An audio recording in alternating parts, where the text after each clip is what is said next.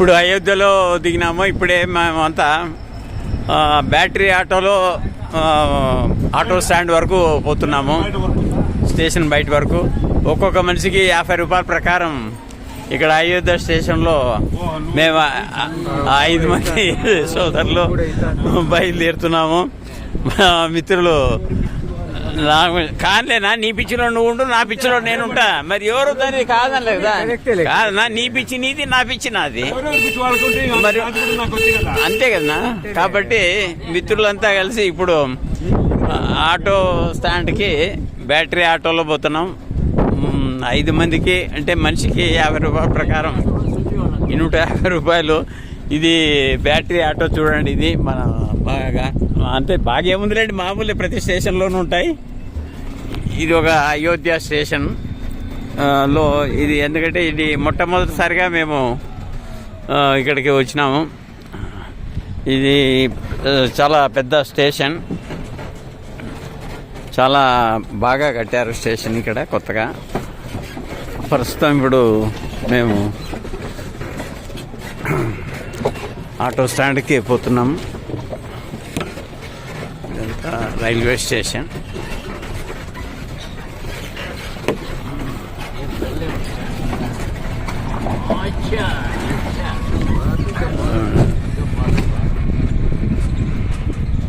జంక్షనే ఇది కూడా, జంక్షనే.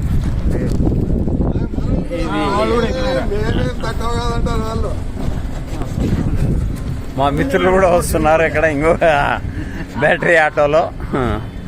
ఇది చాలా గవర్నమెంట్ వాళ్ళు, సెంట్రల్ గవర్నమెంట్ చాలా బాగా కట్టించారు. ఎందుకంటే ఇది సీనియర్ సిటిజన్స్కి